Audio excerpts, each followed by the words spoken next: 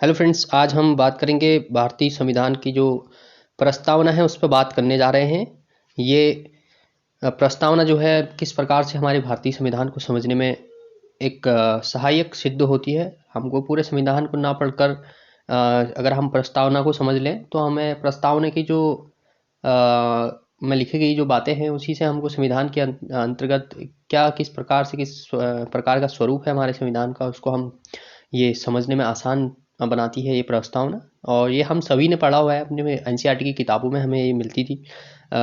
उसके फर्स्ट जो पेज होता है उसमें हमें प्रस्तावना लिखी हुई रहती थी भारतीय संविधान की, और इसी को आज हम यहाँ पे समझने जा रहे हैं। इसको हम सबसे पहले यहाँ पे स्टार्ट करते हैं, इसको थोड़ा पढ़ के समझ लेते हैं कि क्या है प्रस्तावना। जैसे कि यहाँ पे देख सकते हैं आप, भारत का संविधान यहाँ पे लिखा गया है उद्देशिका। तो ये क्या होती है उद्देशिका और इसके अंतर्गत क्या क्या शब्द आते हैं उसी को हम थोड़ा पढ़ के यहाँ पे देख लेते हैं।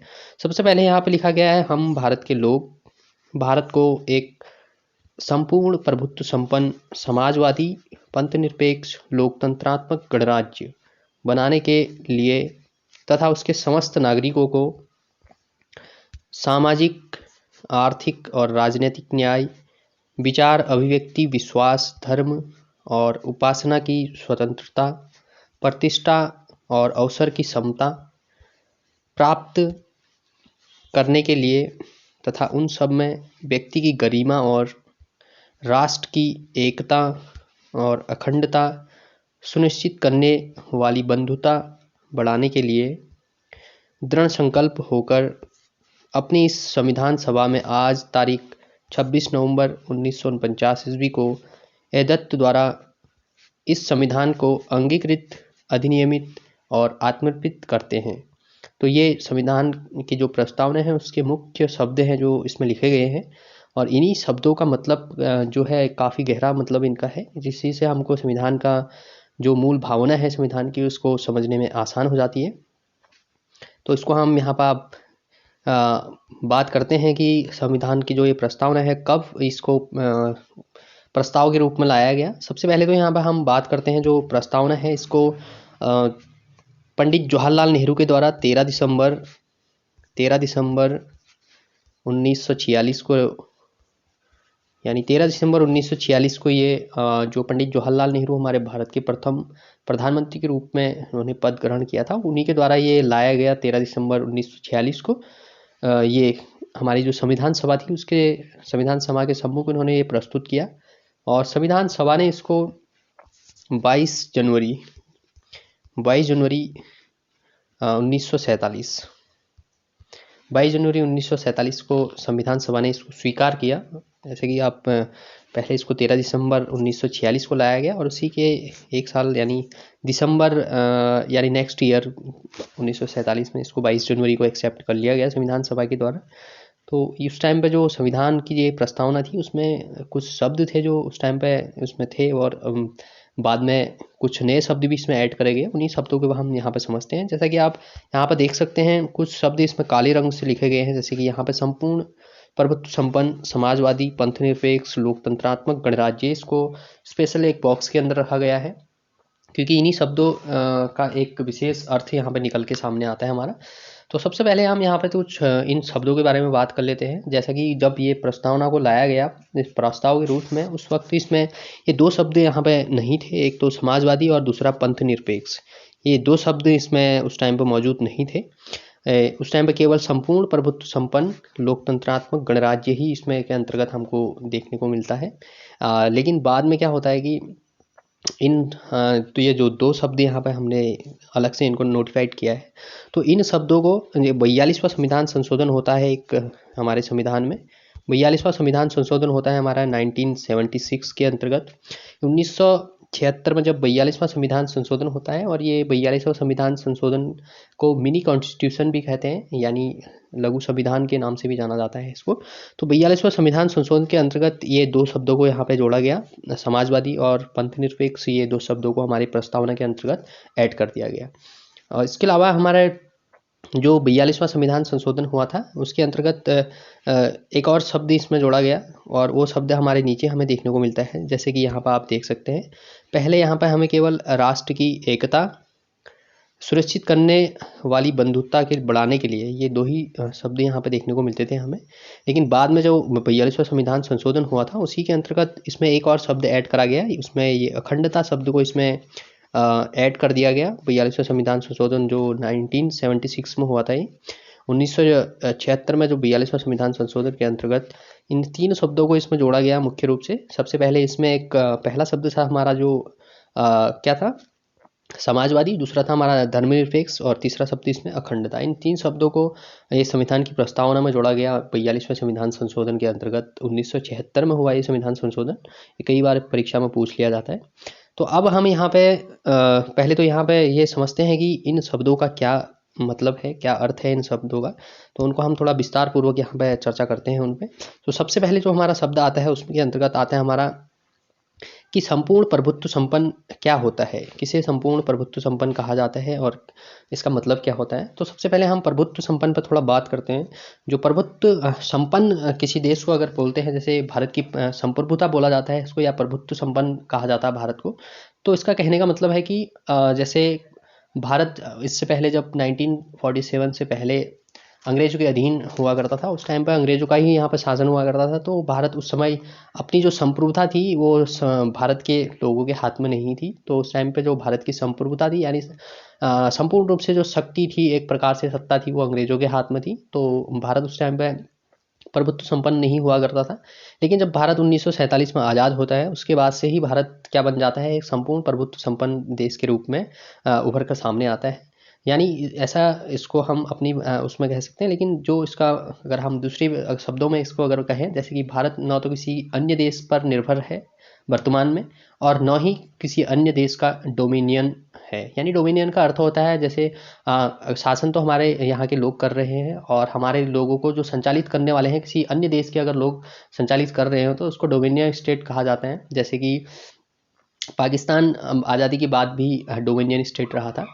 तो उसमें जब तक वहाँ का संविधान वगैरह लिखा नहीं गया पूर्ण रूप से, वहाँ के लोगों ने वहाँ का शासन संभाला नहीं, तब तक वो डोमिनियन स्टेट के रूप में जो ब्रिटिश था, यानी ब्रिटिश सत्ता थी, वो लोगों ने पाकिस्तान को एक डोमिनियन स्टेट के रूप में वहाँ पर दर्जा दिया हुआ था। यानी वो कार्य कर रहे थे पाकिस्तान में लोग उनके अंतर्गत।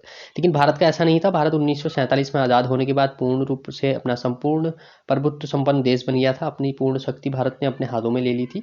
और इसके अलावा जो संपूर्ण जो प्रभुत्व संपन्न जिसको बोला जाता है, उसके ऊपर किसी अन्य शक्ति का यहाँ पे मतलब कोई प्रभाव नहीं देखा जाता है।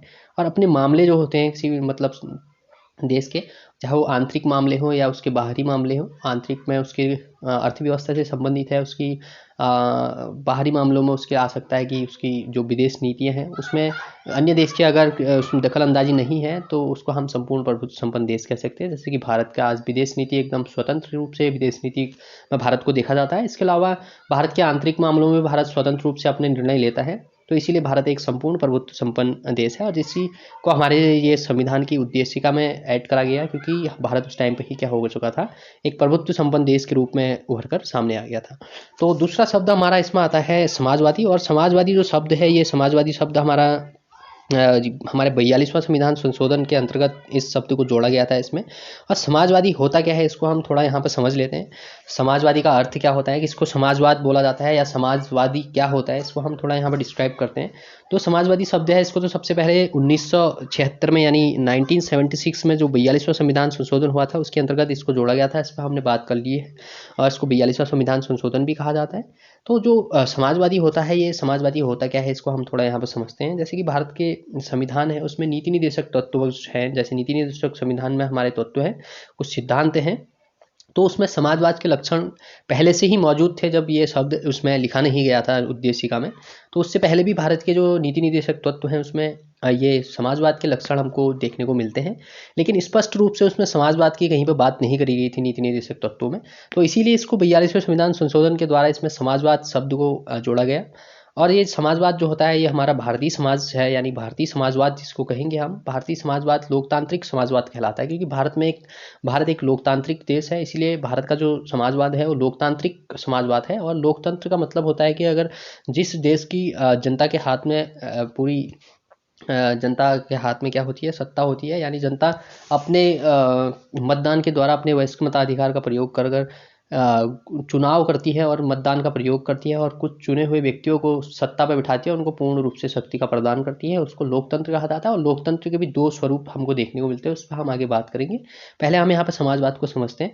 तो भारतीय समाजवाद जो है ये कैसा लोकतांत्रिक समाजवाद है, और ना कि ये साम्यवादी समाजवाद है, जिसे यानी साम्यवाद की यहाँ पर बात आती है। तो साम्यवाद जैसे इससे पहले हमने देखा कि 1990 तक रूस में, यानी रूस एक जो देश है, रूस में 1990 से पहले क्या हुआ करता था, साम्यवादी वो देश कहलाता है। तो साम्यवाद समाजवाद था कहाँ में, रूस में। लेकिन भारत में साम्यवाद समाज नहीं है, क्योंकि यहाँ पर लोकतांत्रिक समाजवाद है।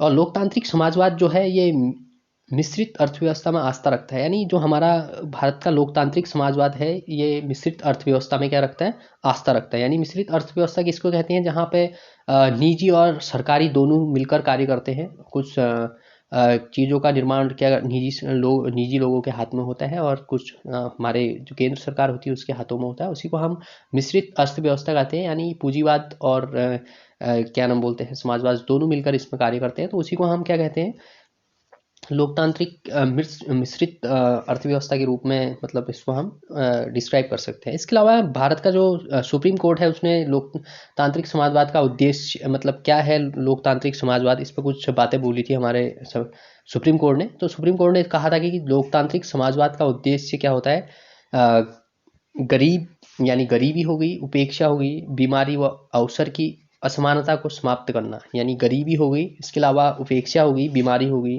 व अवसर की असमानता जो है इसको समाप्त करना ही क्या होता है, लोकतांत्रिक समाजवाद का उद्देश्य होता है। ये हमारे सुप्रीम कोर्ट ने भी कहा था अपने एक फैसले में। और इसके अलावा जो भारतीय समाजवाद है ये मार्क्सवाद और गांधीवाद का मिला जुला स्वरूप हमको इसमें देखने को मिलता है।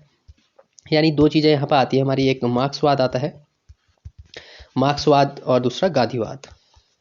जैसे कि हम इन दोनों चीज़ों से हम वाकिफ़ हैं, गांधीवाद से तो हम पूर्ण रूप से वाकिफ़ हैं, लेकिन जो मार्क्सवाद है इसका स्वरूप थोड़ा अलग है। जो मार्क्सवादी होते हैं वो कहते हैं कि जो मजदूर वर्ग है उसके हाथों में सत्ता होनी चाहिए, और क्या नाम बोलते हैं इसमें, वो पूंजीवाद को क्या करते हैं, बिल्कुल नकारते हैं मार्क्सवादी। लेकिन गांधीवादी जो है, ये गांधीवादी समाज है जो है, गांधीवादी विचारधारा वाला जो समाजवाद है ये थोड़ा अलग, थोड़ा मार्क्सवाद से होता है, क्योंकि इसमें थोड़ा स्वतंत्रता होती है, लचीलापन होता है गांधीवाद में। तो इन दोनों का, मार्क्सवाद और गांधीवाद का ही मिला जुला स्वरूप हमारे किस में देखने को मिलता है, भारतीय जो समाजवाद है इसमें हमको इन दोनों का मिला जुला स्वरूप देखने को मिलता है। और जबकि मुख्य रूप से इसमें गांधीवादी जो समाजवाद है, यानी गांधीवादी समाजवाद है, उसमें ज़्यादा झुकाव हमको देखने को मिलता है हमारे भारतीय किसमें, भारतीय समाजवाद में। गांधीवादी जो विचारधारा है इसकी ओर ज़्यादा झुकाव हमको देखने को मिलता है ये समाजवाद में भारत का।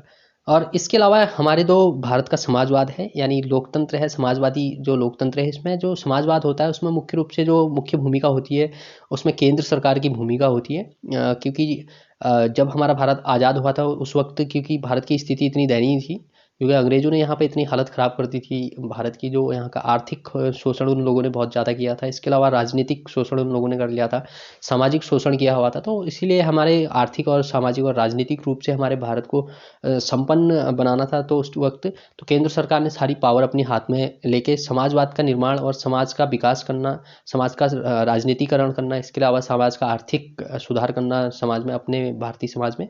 इसके अलावा समाज का ये जो सुधार करने थे और विकास करना था, इसी वजह से निजी हाथों में उस टाइम पर नहीं दिया गया। तो इसलिए केंद्र सरकार ने पूर्ण रूप से अपने हाथों में इन चीज़ों को लिया। जैसे सरकारी कंपनियां हैं, इसके अलावा कोई भी कार्य है तो गवर्नमेंट ही, केंद्र सरकार ही उसमें मुख्य भूमिका निभाया करती थी। लेकिन क्या होता है कि 1991 में हमारा, हमने सभी ने पढ़ा है कि 1991 में, यानी 1991 में क्या होता है कि उदारीकरण, हमने ये इस बात पे उदारीकरण की नीति अपनाई हमने 1991 में। उससे पहले उदारीकरण नहीं हुआ था भारत में। उदारीकरण क्या होता है कि इसमें उदारीकरण में निजीकरण भी इसमें हो जाता है। कुछ जैसे सरकारी कंपनियां होते हैं उनको कुछ निजी हाथों में दे दिया जाता है, और इसके अलावा वैश्वीकरण की एक मुख्य भूमिका होती है इसमें। तो उदारीकरण के अंतर्गत कुछ संपत्ति का, सरकारी संपत्ति का निजीकरण कर दिया जाता है, निजी हाथों में उसको दिया जाता है। इसके अलावा वैश्वीकरण हो जाता है, यानी वैश्वीकरण का मतलब है कि जो अर्थव्यवस्था होती है उसमें क्या नाम बोलते हैं, विश्व की जो अर्थव्यवस्थाएं हैं उनके साथ आदान प्रदान कई चीज़ों का होता है, जैसे व्यापार से संबंधित चीज़ें होती हैं। तो अपनी जो भी जैसे यहाँ पे हमारे भारत में कुछ चीज़ का उत्पादन हो रहा है तो हम उसका आयात और निर्यात कर सकते हैं, और दूसरे देश के जो अर्थव्यवस्थाएं हैं या अन्य देश के जो भी वहाँ के निवेशक हैं वो भारत में निवेश कर सकते हैं। तो उसमें कुछ लचीलापन हमारे 1991 में कुछ किया गया, तो वहाँ से हमारा थोड़ा क्या हो जाता है, उदारीकरण की नीति अपनाई जाती है, और जो हमारा भारतीय समाजवाद था उसमें कुछ लचीलापन हमको वहाँ से देखने को मिलता है। तो अगला ये बात अब हमने इस पे कर ली है समाजवादी। अब अगले शब्द जो आता है इसमें आता है पंथ निरपेक्ष, यानी पंथ निरपेक्ष या इसको धर्म निरपेक्ष भी बोलते हैं। तो जैसे कि ये नाम से ही पता चल जाता है कि पंथ निरपेक्ष और धर्म निरपेक्ष दोनों एक ही चीज़ हैं। तो पंथ निरपेक्ष का कहने का मतलब ये है कि जो इसको पहले तो इसमें जो ये पंथ निरपेक्ष शब्द है इसको हमारे क्या 42वां संविधान संशोधन जो हुआ था उसी के अंतर्गत इस शब्द को इसमें जोड़ा गया, और ये 1976 में हुआ था। ये हमें ध्यान रखना है क्योंकि ये कई बार पूछ लिया जाता है परीक्षा में। तो पंथ निरपेक्ष शब्द को हमारे 42वां संविधान संशोधन के द्वारा जो इसमें जोड़ा जाता है, और पंथ निरपेक्ष का मतलब होता है कि यहाँ पे पंथ निरपेक्ष से अगर हम बात करें तो भारत का कोई राष्ट्रीय धर्म नहीं है, क्योंकि भारत क्या है, धर्मनिरपेक्ष है। धर्म के मामले में बिल्कुल एकदम शून्य हो, किसी धर्म की प्रमुखता यहाँ पे देखने को नहीं मिलती है हमको भारत में। राष्ट्र का कोई धर्म नहीं है, इसीलिए इसको धर्मनिरपेक्ष कहा जाता है। यहाँ सभी धर्म क्या है, समान है भारत में, तो इसीलिए इसको धर्मनिरपेक्ष कहा गया है। और धर्मनिरपेक्ष में भारत के संविधान में स्पेशल प्रावधान करे गए हैं। ये जो हमारे अनुच्छेद आते हैं, हमारे अनुच्छेद 25 से लेके 28, यानी 25 से लेके 28 जो हमारे अनुच्छेद हैं संविधान के, तो इन अनुच्छेदों में क्या क्या है, धार्मिक जो स्वतंत्रता की बात करी गई है, इसमें धार्मिक स्वतंत्रता का अधिकार को जोड़ा गया है 25 से लेके 28 तक अनुच्छेद में। तो ये हमारे 25 से लेके 28 तो जो अनुच्छेद हैं ये हमें धर्मनिरपेक्ष रूप में हमें संविधान में प्रदान किए गए। स्वतंत्रता मिलती है अपने धर्मों को अपने अनुसार मानने के लिए, अपने धर्म की उपासना करने के लिए, अपने धर्म में विश्वास करने के लिए, अपने धर्म के का प्रचार प्रसार करने के लिए। तो जो भी व्यक्ति जिस धर्म का है उस धर्म को मान सकता है, उसके लिए कोई रोक टोक नहीं है सरकार की। तो इसमें सरकार न्यूट्रल होती है, इसमें सरकार का कोई किसी धर्म के ऊपर कोई दबाव नहीं होता है, तो इसीलिए इसको धर्मनिरपेक्ष शब्द का नहीं, धर्मनिरपेक्ष देश कहा जाता है। तो अगला हमारा जो शब्द आता है इसमें आता है लोकतांत्रिक। और लोकतांत्रिक क्या है हम इसको भी थोड़ा समझ लेते हैं। दो शब्द हैं इसमें, लोकतांत्रिक और गणराज्य। तो सबसे पहले हम समझेंगे लोकतंत्र क्या होता है, या लोकतंत्रात्मक क्या होता है, या लोकतंत्र किसे कहते हैं। तो सबसे पहले हम अगर लोकतंत्र पर बात करें तो लोकतंत्र संविधान की प्रस्तावना में एक लोकतांत्रिक राज व्यवस्था की परिकल्पना की गई थी। जब संविधान का निर्माण करने की बात चल रही थी तो उस टाइम पर जब संविधान को बना रहे थे तो उस वक्त संविधान में एक लोकतंत्रात्मक परिकल्पना, यानी भारत में ऐसी व्यवस्था हो जो लोकतांत्रिक व्यवस्था हो कि जो भारत की जनता पूर्ण रूप से क्या हो, उसको अपने अधिकारों को प्रयोग करने का मौका मिलना चाहिए, और जनता के हाथ में क्या होनी चाहिए, सत्ता होनी चाहिए भारत की। क्योंकि अंग्रेजों ने ऑलरेडी यहाँ पे इतना राजनीतिक रूप से और आर्थिक रूप से, इसके अलावा सामाजिक रूप से इतना शोषण कर लिया था भारत का कि यहाँ के लोग जो भी थे काफ़ी परेशान हो गए थे।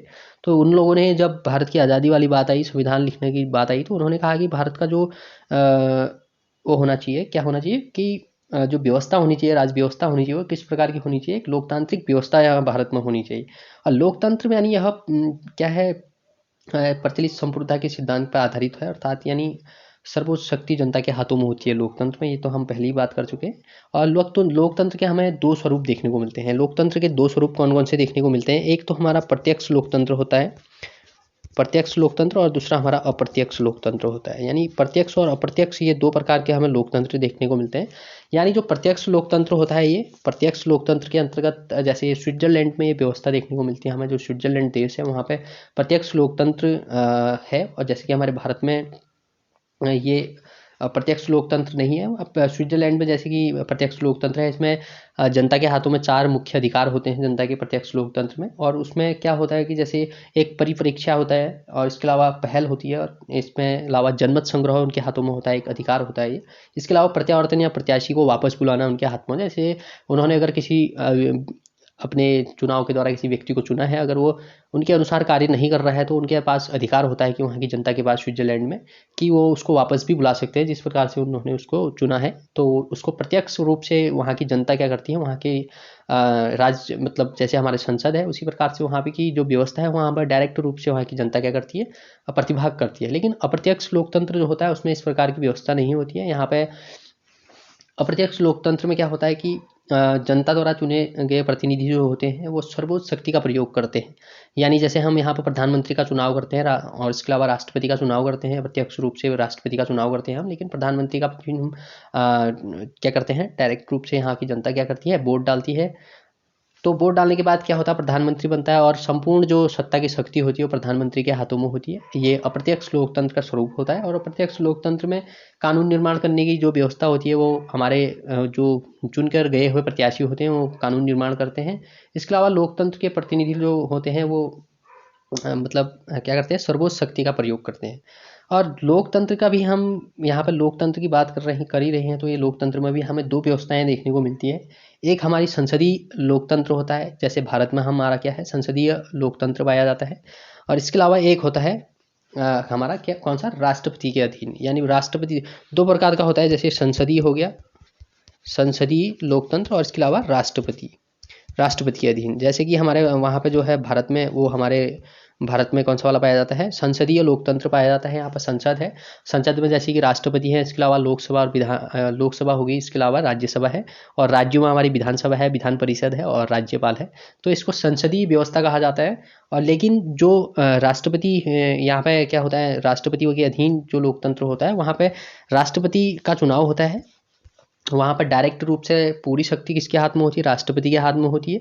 इस प्रकार की व्यवस्था नहीं होती है जैसे हमारे संसदीय, उसमें प्रधानमंत्री होता है, प्रधानमंत्री का चुनाव होता है, और राष्ट्रपति को हम अप्रत्यक्ष रूप से चुनते हैं। राष्ट्रपति को इतनी पावर नहीं होती है संसदीय व्यवस्था में जितनी कि प्रधानमंत्री के पास होती है। लेकिन जो राष्ट्रपति जहाँ पे राष्ट्रपति शासन होता है, जैसे राष्ट्रपति अमेरिका में हमारे ये देखने को मिलता है, वहाँ पर डायरेक्ट रूप से जो संपूर्ण पावर होती है वो किसके हाथ में होती है, राष्ट्रपति के हाथ में होती है। तो ये दो प्रकार का लोकतंत्र हमें देखने को मिलता है। और जो हमारे भारत में प्रचलित है वो हमारा संसदीय लोकतंत्र यहाँ पे देखने को मिलता है। और भारतीय संविधान में जो प्रतिनिधि जो संसदीय लोकतंत्र की व्यवस्था है उसमें कार्यकारिणी अपनी सभी नीतियों और कार्यों के लिए क्या करते हैं, विधायिका के प्रति जवाबदेह होते हैं। यानी जो संसदीय लोकतंत्र होता है उसमें वो जो भी वो चुन कर जाते हैं वो संसद के प्रति क्या होते हैं, जिम्मेदार होते हैं, अपने जवाबदेह होते हैं। कोई भी कार्य करेंगे वो संसद के प्रति क्या होते हैं, जवाबदेह होते हैं। इसके अलावा यहाँ पे हमको जो संसदीय लोकतंत्र है उसमें वयस्क मताधिकार, सामयिक चुनाव, कानून की सर्वोच्चता होती है यहाँ पे। इसके अलावा न्यायपालिका की स्वतंत्रता हमको देखने को मिलती है, वह भेदभाव का अभाव भी देखने को मिलता है। और भारतीय संविधान में लोकतांत्रिक जो शब्द का इस्तेमाल है वो बृहद रूप में यहाँ पर करा गया है। अब बृहद रूप क्या है इसका लोकतंत्र का, इसको भी हम थोड़ा समझ लेते हैं। बृहद रूप यही है कि जो भारतीय संविधान में इसका प्रयोग किया गया, इसका व्यापक रूप से प्रयोग किया गया है लोकतंत्र का। जैसे कि इसमें भारत के लोकतंत्र को हम न केवल लोकतंत्र कहकर बल्कि इसको तीन भागों में विभाजित कर देते हैं। जैसे यहाँ का लोकतंत्र है, इसको हम तीन रूपों में विभाजित कर लेते हैं। कौन कौन से रूप हैं इसके, एक तो इसका राजनीतिक रूप हो जाता है, और दूसरा इसमें हो जाता है हमारा सामाजिक, तीसरा हमारा हो जाता है यहाँ पर आर्थिक। यानी हम इसको कह सकते हैं कि राजनीतिक लोकतंत्र, इसके अलावा सामाजिक लोकतंत्र और आर्थिक लोकतंत्र, इसको हम कह सकते हैं। तो अब किस प्रकार से ये होता है, जैसे हमको राजनीतिक रूप से कुछ अधिकार मिले हुए हैं, सामाजिक रूप से कुछ अधिकार मिले हुए हैं, और कुछ आर्थिक रूप से भी हमारी जो संविधान है हमको कुछ विशेष अधिकार प्रदान करता है। तो इसी वजह से इसको हम लोकतंत्र को तीन रूपों में यहाँ पर देखने को हमको मिलता है। तो ये हमारा लोकतंत्र पे हमने बात करी। अगली बात करते हैं हम गणराज्य। अब गणराज्य क्या होता है इसको थोड़ा समझ लेते हैं। गणराज्य का मतलब होता है कि दो प्रकार की व्यवस्थाएं होती है, जैसे कि एक होता है राजशाही और एक होता है गणतंत्र।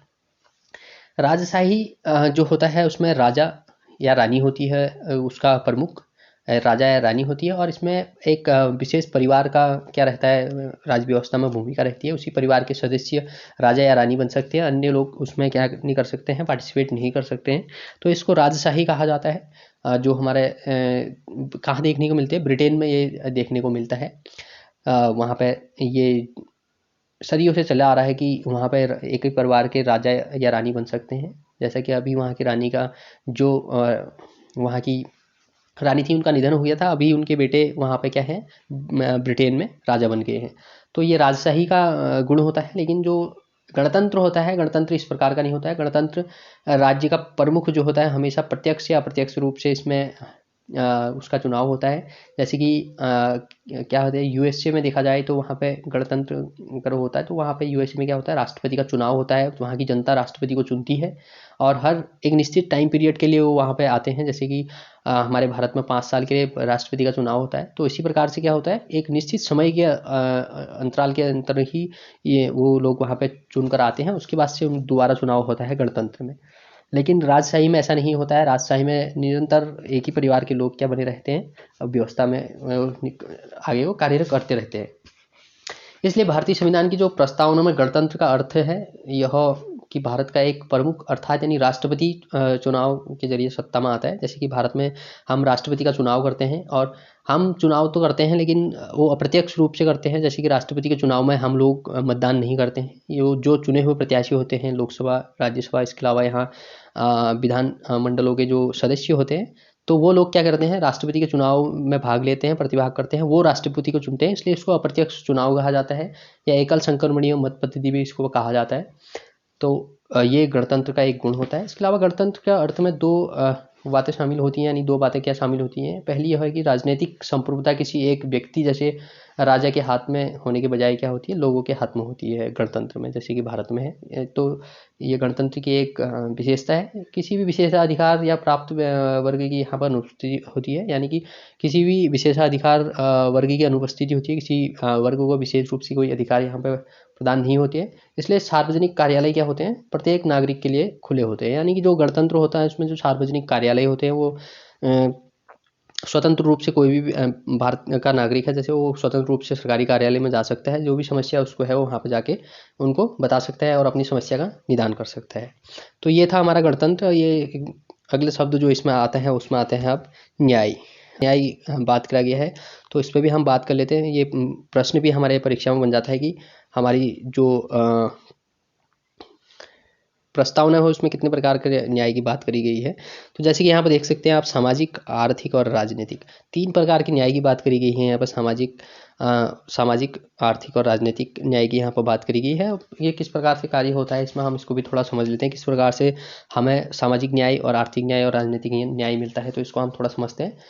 तो 3 रूपों में हमें प्रस्तावना में न्याय देखने को मिलता है। सबसे पहले इसमें जो इनकी सुरक्षा होती है, ये जो हमको न्याय मिलता है कैसे मिलता है, इसमें एक तो हमको मौलिक अधिकार मिले हुए हैं, उसके जरिए हमें ये न्याय मिलता है। इसके अलावा नीति निषेध जो सिद्धांत हैं हमारे संविधान में, उसके द्वारा हमें इन न्यायों को मिलता है। इसके अलावा हमारे जो सामाजिक न्याय की बात करी गई है, इसमें सबसे पहले सामाजिक न्याय जो हमको मिलता है, इसमें जो सामाजिक न्याय है, हर व्यक्ति के साथ में जाति, रंग, धर्म, लिंग के आधार पर बिना भेदभाव किए समाज व्यवहार करेगा। यानी समाज में बिना जाति, लिंग और धर्म के आधार पर किसी से भेदभाव नहीं करा जाएगा, ये इसका सामाजिक न्याय कहलाता है। और इसके अलावा यहाँ पे जैसे SC है, ST है, OBC है, वुमेन है यानी महिला है, तो इनकी स्थिति में सुधार के लिए कुछ विशेष प्रावधान किए गए हैं ताकि उनको सामाजिक न्याय मिल सके। तो इस प्रकार से उनके समाज की मुख्य धारा में शामिल करने के लिए कुछ विशेष प्रावधान करे जाते हैं। तो जो भी वर्ग वहाँ पे कमज़ोर हैं और क्या नाम बोलते हैं, अन्य जिनकी स्थिति दयनीय है, तो उन लोगों के लिए यहाँ पे विशेष प्रावधान यहाँ पर हमको देखने मिलते हैं। सामाजिक न्याय के अंतर्गत ये कुछ विशेष व्यवस्थाएं होती है। इसके अलावा हमारा आता है आर्थिक न्याय। हमारे आर्थिक न्याय से मतलब है कि जैसे कि यहाँ पर संपदा हो सकती है आर्थिक न्याय के अंतर्गत, इसके अलावा आय हो सकती है, संपत्ति हो सकती है, कि जो मतलब ये 3 ही चीज़ों में, जैसे संपदा होगी, आय होगी और संपत्ति होगी, इसमें जो असमानता है इसको दूर करना ही क्या होता है, दूर करना सरकार का मुख्य क्या रहता है, एक कार्य रहता है। तो ये हमारा आर्थिक न्याय के अंतर्गत रहता है। जैसे अभी इसमें हम EWS की बात कर सकते हैं। जैसे EWS यानी जो EWS दिया गया, ये आरक्षण जो दिया गया, तो ये हमारे आर्थिक न्याय के अंतर्गत ही ये दिया गया हम लोगों को। तो ये हमारा किसके अंतर्गत आ जाता है, आर्थिक न्याय के अंतर्गत आ जाता है। अगली बात करते हैं हम, राजनीतिक न्याय क्या होता है। राजनीतिक न्याय हमको किस प्रकार से मिलता है, जैसे कि नागरिकों के पास राजनीतिक कुछ अधिकार होते हैं यहाँ पे। जैसे हमें कुछ राजनीतिक अधिकार मिले हुए हैं, उसमें सरकार तक पहुँचने का हमें अधिकार है। एक तो हम सरकार से डायरेक्टली बात कर सकते हैं, ये हमारा राजनीतिक क्या है, अधिकार है। सामाजिक, आर्थिक व राजनीतिक न्याय के इन तीनों तत्वों को, मतलब जो यहाँ पर हमने बात करी थी, ये 3 तत्व जो हैं, अब ये कहाँ से लिए गए हैं, पहले जब संविधान की प्रस्तावना यानी संविधान बन रहा था, ये कहाँ से हमारे संविधान निर्माताओं के दिमाग में आएगी, ये चीज़ होनी चाहिए इसमें। तो रूस में एक क्रांति हुई थी 1917 में। 1917 में रूस में एक क्रांति होती है जिसको बोल्शेविक या लेनिन वादी क्रांति का नाम से जाना जाता है, 1917 में हुई थी। तो इस जो क्रांति के अंतर्गत जिस ये क्रांति की मूल भावना थी उसमें सामाजिक, आर्थिक और राजनीतिक न्याय की बात कर रहे थे वहाँ के रूस के लोग। तो उस रूस की क्रांति से ही भारतीय संविधान में इस सामाजिक और आर्थिक और राजनीतिक न्याय को यहाँ पे लिया गया है। तो अगला हम थोड़ा बात करते हैं जो इसका नेक्स्ट वाला है। इसमें अब बात आ जाती है हमारी विचार, अभिव्यक्ति, विश्वास, धर्म और उपासना की स्वतंत्रता है। तो यहाँ पे मेन शब्द जो हमारा यहाँ पे है स्वतंत्रता की बात जो इस प्रस्तावना के अंतर्गत कही गई है, और वो कौन सी स्वतंत्रता की बात करी गई है। सबसे पहले हमें विचार की स्वतंत्रता है, जो भी विचार हम किसी के सामने रखना चाहते हैं हम स्वतंत्र रूप से उसको रख सकते हैं। इसके अलावा हम अपनी अभिव्यक्ति, जो भी हमारी अभिव्यक्ति है, हमारे मन में जो भी है हम उसको अभिव्यक्त कर सकते हैं स्वतंत्र रूप से। इसके अलावा विश्वास, हम किसी धर्म में अगर विश्वास करते हैं, किसी चीज़ में विश्वास करते हैं तो हम अपना विश्वास कर सकते हैं हम स्वतंत्र रूप से। इसके अलावा हम अपने धर्म के अनुसार अपने रीति रिवाज, संस्कृति को हम मान सकते हैं। ये हम इसमें हम स्वतंत्र है, इसमें कोई सरकार की कोई रोक टोक नहीं है हमारे भारत के नागरिक के ऊपर। इसके अलावा उपासना कर सकते हैं हम, जिस चीज़ की उपासना कर सकते हैं, जिसको मान सकते हैं, जिसको पूछ सकते हैं। तो इस रूप में हम क्या है, स्वतंत्रता है। यानी कि यहाँ पर 5 चीज़ों की बात करी गई है: विचार, अभिव्यक्ति, विश्वास, धर्म और उपासना की स्वतंत्रता की बात हमारी जो प्रस्तावना है इसमें करी गई है। ये 5 प्रकार की स्वतंत्रता है। अभी किस प्रकार से लोगों को प्रदान होती है इस पर भी हम थोड़ा बात करते हैं। यानी लोगों की जो गतिविधियों पर किसी प्रकार की रोक टोक की अनुपस्थिति मतलब होनी है, जो कोई भी कार्य करते हैं मतलब जैसे भी भारत के नागरिक हैं उनकी जो कोई भी गतिविधि है इसके लिए उस पर कोई रोक टोक नहीं होती है सरकार की। भले ही वो अगर गलत गतिविधि करेंगे तो उस पर सरकार ज़रूर रोक टोक लगाएगी, लेकिन इसके अलावा विकास के लिए मतलब अवसर प्रदान करती है सरकार। अभिव्यक्ति मतलब विश्वास, धर्म और उपासना की स्वतंत्रता जो ये है, अगर हमारे इन चीज़ों की, अगर हम पे किसी चीज़ की, अगर जैसे हमारे विचार हो गया, अभिव्यक्ति हो गई, विश्वास हो गया, धर्म हो गया, उपासना हो गया, अगर हमें लगता है कि इनका हनन हो रहा है तो इसके लिए हम क्या कर सकते हैं, सुप्रीम कोर्ट जा सकते हैं, यानी कानून का दरवाज़ा हम खटखटा सकते हैं। इसके लिए हमको एक विशेष अधिकार दिया गया है। अगर इन चीज़ों का अगर हमारा हनन होता है तो हम क्या जा सकते हैं, न्यायालय में जा सकते हैं और न्याय मांग सकते हैं, अगर हमारी इन चीज़ों का क्या होता है, हनन होता है। तो ये स्वतंत्रता थी हमारी 5 प्रकार की बात की स्वतंत्रता हमको मिली हुई है, जिसके लिए कुछ विशेष आर्टिकल भी हम संविधान में देखने को मिलते हैं। उन आर्टिकलों पर हम फिर कभी बात करेंगे। तो आगे हम बात करते हैं समता। यानी यहाँ पर आप देख सकते हैं समता मतलब समानता की बात करी गई है। अब कौन कौन सी समानता है इस पर भी हम थोड़ा समझते हैं। एक तो प्रतिष्ठा की बात होती है, एक अवसर की समानता की बात होती है। प्रतिष्ठा मतलब आत्मसम्मान की बात होती है, किसी व्यक्ति का एक अपना आत्मसम्मान होता है। इसके अलावा अवसर की बात होती है, अगर कोई लोक नियोजन में कोई अवसर है तो अवसर की समानता की बात करते हैं। हमारे संविधान हमारे हमको समानता देती है हर चीज़ में, जो प्रतिष्ठा और अवसर की समानता। अब ये क्या है थोड़ा हम इसको समझते हैं। समाज के किसी भी वर्ग के लिए मतलब विशेषाधिकार की अनुपस्थिति और बिना किसी भेदभाव के हर व्यक्ति को समान अवसर प्रदान करने का मतलब जो प्राबंध है, ये इसी को हम क्या कहते हैं, समानता कहते हैं। समानता के मतलब 3 आयाम होते हैं, इसके मतलब 3 रूपों में हम समानता को भारतीय संविधान के अनुसार ले सकते हैं यहाँ पे। जैसे कि यहाँ पे एक तो नागरिक की बात कर सकते हैं, नागरिक समानता। और इसके अलावा नागरिक समानता के अलावा हम दूसरा बोल सकते हैं राजनीतिक समानता, राजनैतिक समानता बोल सकते हैं। और इसके अलावा हम एक और बात कर सकते हैं इसमें, आर्थिक समानता। अब आर्थिक समानता की बात यहाँ पर कर सकते हैं। अब ये 3 चीज़ें हमें कैसे इन चीज़ों में हमको समता मिलती है, समानता मिलती है, इस पर भी हम थोड़ा बात करते हैं। जैसे कि यहाँ पर मैंने पहले बोला कि नागरिक समानता जैसे कि कुछ विशेष आर्टिकल हमको देखने को मिलते हैं नागरिक समानता में। सबसे पहले हम आर्टिकल अगर 14 की बात करें, यहाँ पर जो आर्टिकल 14 है हमारा, यानी अनुच्छेद 14 जो है, ये हमारा विधि के समक्ष समता की बात करता है। तो ये हमें एक नागरिक क्या है, नागरिक समानता इसमें हमको देखने को मिलती है। जो नागरिक समानता के अंतर्गत हमारा क्या आ जाता है, विधि के समक्ष समता जो मिलती है आर्टिकल 14, यानी विधि के समक्ष, यानी जो कानून है उसके समक्ष सभी भारत के नागरिक समान होंगे, समान रूप से उनको ट्रीट करा जाएगा कानून के द्वारा। या ऐसा नहीं कि किसी व्यक्ति को किसी जाति या धर्म या किसी आधार पर वो कानून उनको देखेगा। कानून के लिए सभी लोग एक समान है, तो विधि के समक्ष समानता मिलेगी। इसके अलावा हमें जो राजनीतिक समानता की में मिलता है उसमें धर्म हो गया, जाति हो गया, लिंग या जन्म स्थान, और इसके अलावा मूल वंश के निषेध जो करा गया है वो आर्टिकल 15 के अंदर करा गया है। जो अनुच्छेद 15 है हमारा, आर्टिकल 15, ये कहता है कि किसी भी व्यक्ति को धर्म, जाति, लिंग या जन्म स्थान या उस मूल आधार के हिसाब से कानून नहीं देखेगा। इन सब चीज़ों को क्या कर दिया गया, इसके अंतर्गत प्रतिबंधित कर दिया गया।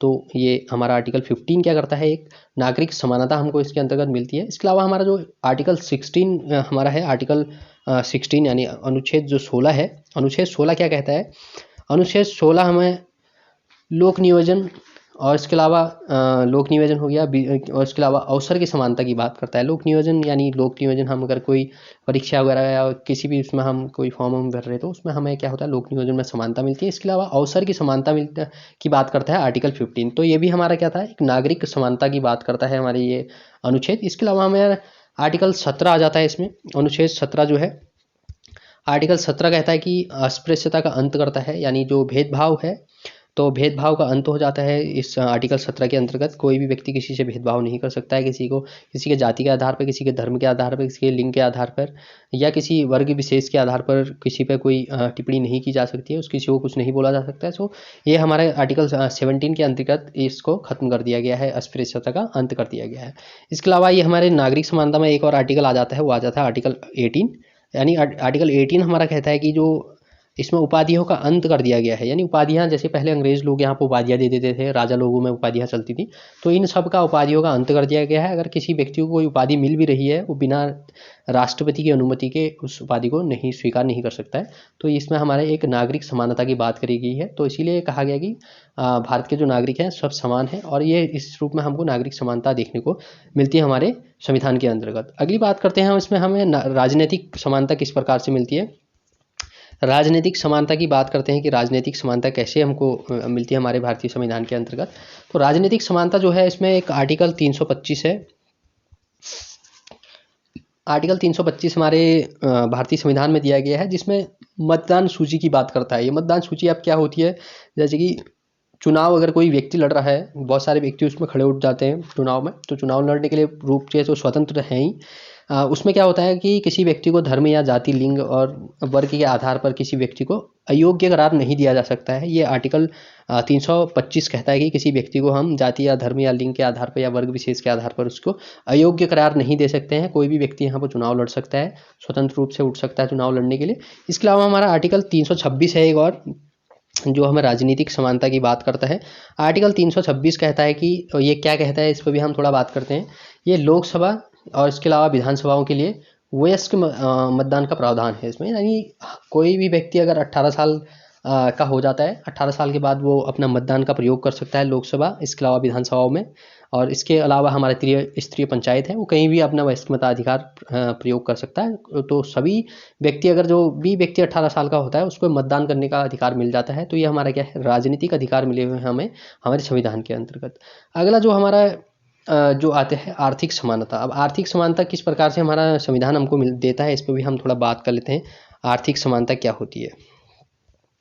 अब आर्थिक समानता जो होती है, इसमें राज्य के जो नीति निर्देशक सिद्धांत है हमारे, एक तो हमारे इसमें मूल हमारे जो हमको मौलिक अधिकार मिले हुए हैं, और इसके अलावा संविधान में कुछ हमारे नीति निर्देशक तत्व हैं। हम नीति निर्देशक तत्वों के अंतर्गत हमारी जो अनुच्छेद 39 हमारा है, अनुच्छेद 39 ये कहता है कि महिला या पुरुष को जीवन यापन करने के पर्याप्त साधन एक तो उपलब्ध कराएगी सरकार। इसके अलावा सरकार का एक और काम होगा, महिला और पुरुष के बीच में अगर समान कार्य कर रहे हैं, कोई महिला और पुरुष अगर एक ही कार्य कर रहे हैं, सेम काम कर रहे हैं, जैसे कोई व्यक्ति टीचिंग कर रहा है, कोई महिला भी टीचिंग कर रही है, जैसे डिग्री कॉलेज में अगर कोई महिला भी प्रोफेसर है और एक पुरुष प्रोफेसर है, तो उनका वेतन क्या होगा, समान होगा। समान कार्य के लिए समान वेतन को मिलेगा। तो किसी प्रकार से ये महिला है तो इसको कम वेतन दिया जाए, या पुरुष है तो इसको अधिक वेतन दिया जाए, या पुरुष है इसको कम दे दो, या महिला है तो इसको अधिक दे दो। इस प्रकार की भावना हमको देखने को नहीं मिलती है। तो ये आर्टिकल जो 39 है, ये इस प्रकार का प्रावधान करता है कि महिला और पुरुष के बीच में कोई भेदभाव नहीं करा जाएगा, समान रूप से समान वेतन दिया जाएगा समान कार्य के लिए। तो ये आर्थिक समानता की बात करता है हमारा आर्टिकल 39, और ये राज्य के नीति निर्देशक सिद्धांत के अंतर्गत आता है। अगला जो शब्द इसमें आ जाता है, उसमें आ जाता है हमारा राष्ट्र की एकता और अखंडता सुनिश्चित करने वाली बंधुता बढ़ाने के लिए। तो ये राष्ट्रीय एकता और अखंडता जो वाली बात आ जाती है इसके अंतर्गत। तो इसमें सबसे पहले तो हम ये समझ लेते हैं, जो राष्ट्रीय एकता और अखंडता को सुनिश्चित करना किस प्रकार से संविधान कहता है। कि संविधान कहता है जो ये बंधुत्व वाली भावना है, बंधुत्व यानी भाईचारे की भावना है, जो ये भाईचारे की भावना संविधान एकल नागरिकता के द्वारा हमको ये देखने को मिलती है। सभी भारत के लोग जो है, इनको एकल नागरिकता प्रदान की गई है, यानी दोहरी नागरिकता नहीं है हमारे देश का कोई भी व्यक्ति अगर यहाँ पे है तो किसी अन्य देश का भी नागरिक है और यहाँ का भी नागरिक है, भारत का भी, ऐसा नहीं हो सकता है कि वो अगर भारत का नागरिक है तो वो भारत का ही नागरिक कहलाएगा। वो अन्य देश की सदस्यता नागरिक सदस्यता नहीं ले सकता। अगर वो किसी ले भी लेता है तो उसे भारत की नागरिकता छोड़नी पड़ जाएगी। तो इस प्रकार का प्रावधान है। सभी लोगों को एकल नागरिकता का प्रावधान है और दोहरी नागरिकता का प्रावधान यहाँ पर नहीं है। जैसे कि यहाँ पे ऐसा भी नहीं है कि हम अगर जैसे हम यहाँ पे किसी राज्य के रहने वाले हैं, जैसे उत्तराखंड के रहने वाले हैं, तो हम उत्तराखंड के भी नागरिक हैं और हमारी उत्तराखंड में रह रहे हैं तो हम यहाँ के भी नागरिक कहला रहे हैं और क्या नाम, यहाँ अलग नागरिकता मिल रही है और भारत की अलग नागरिकता मिल रही है। इस प्रकार का प्रावधान हमको देखने को नहीं मिलता है। यहाँ पे केवल हमारी जो नागरिकता होती है उसमें हम भारतीय कहलाते हैं, भारतीय नागरिकता होती है हमारी। तो यह हमारी एकल नागरिकता का प्रावधान है। जैसे कि अमेरिका में हमको देखने को मिलता है, वहाँ पे दोहरी नागरिकता की व्यवस्था है। वहाँ पर अगर कोई व्यक्ति अगर राज्य में रह रहा है तो उसको राज्य की नागरिकता भी मिलती है उस राज्य की, और अमेरिका की नागरिकता भी मिलती है। दोनों नागरिकता वहाँ पे देखने को मिलती है। तो हमारे वहाँ पे इस प्रकार का प्रावधान देखने को नहीं मिलता है। तो संविधान की जो एकल नागरिकता है के अंतर्गत मतलब माध्यम से मतलब वहाँ पर भाईचारे की भावना को प्रोत्साहित करने की बात करी गई है बंधुत्व में। और जो इसमें एक आर्टिकल भी जोड़ दिया गया स्पेशल, जो 51 अनुच्छेद 51A है हमारा, यानी 51 क है ये। 51 क एक आर्टिकल है हमारे भारतीय संविधान का। उसमें कहा गया है कि उसके अंतर्गत कहा गया है कि भारतीय नागरिक का कर्तव्य होगा कि वह धार्मिक या भाषाई, क्षेत्रीय अथवा वर्ग विविधताओं से ऊपर उठकर आपसी भाईचारे की भावना को प्रोत्साहित करेगा। यानी आर्टिकल जो 51A है ये कहता है कि भारतीय नागरिक, जो भी भारतीय नागरिक है, वो उसको अपने वर्ग से, अपने धर्म से, अपनी जाति से, अपने लिंग से और इसके अलावा अपने इन विविधताओं को, यानी क्योंकि भारत में बहुत सारे जाति और धर्म के लोग रहते हैं, तो यहाँ पर काफ़ी विविधता इस चीज़ में देखी जाती है। तो इसलिए इन सब चीज़ से ऊपर उठकर भारत के लोगों को ये मानना होगा कि हम भारत के नागरिक हैं और भारत के नागरिक होने के बजाय हमारा ये कर्तव्य है कि हम आपसी भाईचारे को बढ़ाएं। तो ये आर्टिकल हमारा 51 कहता है। इसके अलावा हमारे जो एकल नागरिकता बंधुत्व की दो बातें हैं इसमें, मतलब जो बंधुत्व की दो बातें हैं, पहला व्यक्ति का सम्मान और दूसरा देश की एकता और अखंडता। ये देश की जो एकता और अखंडता की बात करी गई है यहाँ पे। ये जो भारत का नागरिक होगा उसमें देश की एकता और अखंडता, इन दो चीज़ों का ध्यान रखेगा कभी भी। मतलब इन चीज़ों के बारे में मतलब अपनी राय जो भी होगा, मतलब भारत की एकता और अखंडता को सुनिश्चित करने के लिए मतलब बंधुता और भाईचारे की भावना को बढ़ाएगा। या ऐसा नहीं कि भारत के नागरिक हैं तो भारत में हम रह रहे तो भारत की क्या नाम बोलते हैं, क्या कर रहे हैं, भारत की किसी भी चीज़ में भारत को सपोर्ट नहीं कर रहे हैं। तो इस प्रकार की व्यवस्था नहीं होनी चाहिए। या भारत को में रह रहे हैं तो हम यहाँ पर आपसी जो भाईचारा है झगड़ा कर रहे हैं, इस प्रकार की भावना नहीं होनी चाहिए, ये कहता है। तो राष्ट्र की एकता और अखंडता के लिए हमको भारत के हर नागरिक को अपना क्या करना होगा, कार्य करना होगा। और क्या नाम बोलते हैं, आगे बोलता है कि अखंडता शब्द जो है, यहाँ पे मैंने इससे पहले बता दिया था कि अखंडता शब्द जो है ये 42वें संविधान संशोधन हुआ था हमारा 1976 में। तो उसके अंतर्गत इसको जोड़ा गया, हमारा अखंडता शब्द को 3 शब्द जोड़े गए थे इसके अंतर्गत। और जो 51 क है ये हर नागरिक की जिम्मेदारी होगी कि, मतलब ये भी कहता है कि हर नागरिक की जिम्मेदारी होगी कि स्त्री के गौरव को ठेस पहुंचाने वाली किसी भी हरकत का त्याग करे और भारत की संप्रभुता, एकता और अखंडता की रक्षा करे। जो आर्टिकल हमारा 51 की मैंने भी बात करी थी, ये 51A जो है ये भी कहता है कि जो भारत के नागरिक हैं वो स्त्री के गौरव की विशेष रूप से ध्यान रखेंगे। उनकी अगर कोई बात से किसी स्त्रियों को ठेस पहुंचे इस प्रकार की हरकत नहीं करेंगे और भारत की संप्रभुता जो है और इसके अलावा एकता और अखंडता की रक्षा करेंगे। ये भारत के हर नागरिक की क्या है, जिम्मेदारी है। तो ये हमारे प्रस्तावना से संबंधित कुछ बातें थी। इसके अलावा भारत में एक भारतीय संविधान में एक आर्टिकल और है, जो आर्टिकल 1 है। इसमें ये कहा गया है कि जो भारत का वर्णन, इसमें एक तो क्या है, इसमें आर्टिकल 1 में क्या है, इसमें भारत का वर्णन है और इसके में राज्यों को संघ के रूप में मतलब परिभाषित किया गया है आर्टिकल 1 में। यानी कि जो भी राज्य है भारत के, ये 28 राज्य, इनको संघ से अलग होने की अनुमति इसके अंतर्गत नहीं दी गई है। कोई भी राज्य भारतीय जो संघ है उसमें से अलग नहीं हो सकता है। तो ये आर्टिकल 1 में कहा गया है। ये इसलिए करा गया है ये प्रावधान क्योंकि अखंडता और एकता की को बनाए रखने के लिए राज्यों को ये अधिकार नहीं दिया गया है। तो ये हमारे प्रस्तावना से संबंधित कुछ बातें थी जिस पर हमने आज बात करी। और इसके अलावा जो हमारा जो 26 नवंबर 1949 को हमारा जो संविधान निर्माण कार्य कंप्लीट हुआ था, ये यहाँ पर डेट है 26 नवंबर 1949 को हमारा कंप्लीट हुआ था। लेकिन लागू हमारा ये 26 जनवरी 1950 से हमारे संविधान लागू होता है। और नीचे आप देख सकते हैं यहाँ पे संविधान संशोधन की डेट दी गई है, जो 42वां संविधान संशोधन अधिनियम 1976 की धारा 231/1977 से प्रभुत्व संपन्न और लोकतंत्रात्मक गणराज्य के स्थान पर प्रतिस्थापित कर दिया गया था। जो संशोधन हुआ था, अधिनियम आया था ये 1976 में, लागू हमारा 3/1/1977 से हुआ था। और लोकतंत्रात्मक गणराज्य के स्थान पे वहाँ पर हम जैसे समाजवादी और इसके अलावा धर्मनिरपेक्ष शब्द आगे थे। इसके अलावा हमारे नीचे यहाँ पर और एक और बात कही गई है, संविधान का 42वां संविधान संशोधन अधिनियम की धारा के द्वारा राष्ट्र की एकता के स्थान पर अखंडता भी जोड़ दिया गया था। तो ये इसकी मुख्य बातें थी। अब हम कुछ यहाँ पे इससे बनने वाले प्रश्नों के बारे में थोड़ा बात कर लेते हैं, जो परीक्षा में हमेशा पूछे जाते हैं। इस प्रस्तावना से लेके प्रश्न पूछ लिए जाते हैं। तो सबसे पहले प्रश्न आता है कि जब भारतीय संविधान की जो ये प्रस्तावना तैयार किया गया, तो तब संविधान की प्रस्तावना में इनमें से कौन कौन से शब्द नहीं थे, ये पूछ लिया जाता है। तो इस प्रकार का अगर जब भी प्रश्न आता है उसमें ध्यान रखना है हमें कि कौन कौन से शब्द नहीं थे उस टाइम पे। एक तो हमारे इसमें 2 शब्द यहाँ से नहीं थे, ये समाजवादी, इसके अलावा पंथनिरपेक्ष, और नीचे एक अखंडता शब्द था, अखंडता। ये 3 शब्द हमारे उस टाइम पर नहीं थे जब प्रस्तावना को क्या लाया गया था, यानी 1946 में लाया गया था, 13 दिसंबर 1946 को, और 22 जनवरी 1947 को इसको स्वीकार किया था संविधान सभा ने। तब ये 3 शब्द यहाँ पर नहीं थे। ये 3 शब्द हमारे 1976 में जोड़े गए थे, जैसे कि अभी हमने इस पर बात करी थी। 1976 में इन 3 शब्दों को जोड़ा गया था। तो इसके अलावा पूछा जाता है कि मतलब जो पंडित जवाहरलाल नेहरू ने उद्देश्य प्रस्ताव को संविधान सभा ने कब स्वीकार किया, तो ये 22 जनवरी 1947 को स्वीकार किया था। और क्या नाम बोलते हैं, इसके प्रकार से पूछा जाता है कि कितने प्रकार के न्याय की बात करते हैं, तो 3 प्रकार की न्याय की बात करती है, सामाजिक, आर्थिक और राजनीतिक।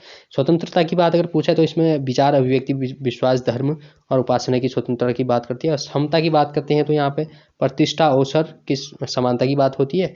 तो ये इसमें विशेष रूप से आपको ध्यान रखना है। तो आज का जो ये हमारा टॉपिक था ये यहाँ पर कंप्लीट हो गया है। अगर आपको इससे संबंधित कोई भी डाउट हो, कोई भी प्रश्न हो, तो आपको पूछ सकते हैं। आप कमेंट बॉक्स में अपना प्रश्न डाल सकते हैं, या किसी अन्य टॉपिक अगर आपको राजनीति विज्ञान से अगर चाहिए तो आप वो भी हम पूछ सकते हैं, और कोई आप अपने कमेंट बॉक्स में लिख सकते हैं। इसके अलावा आपको ये कैसा लगा ज़रूर बताएं, और आपको पसंद आता है इसको लाइक, शेयर एंड सब्सक्राइब जरूर करें चैनल को। सो आज के लिए इतना ही। Thank you so much for watching this video. मिलेंगे नेक्स्ट पार्ट में कोई अन्य टॉपिक के साथ।